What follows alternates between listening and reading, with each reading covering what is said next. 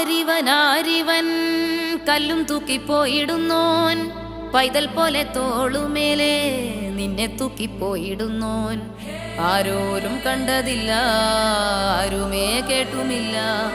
ഗംഗയെ താൻ തേടിക്കൊണ്ട് തന്നെ താനെ ചുമന്ന് ശിവലിംഗം നടന്നു.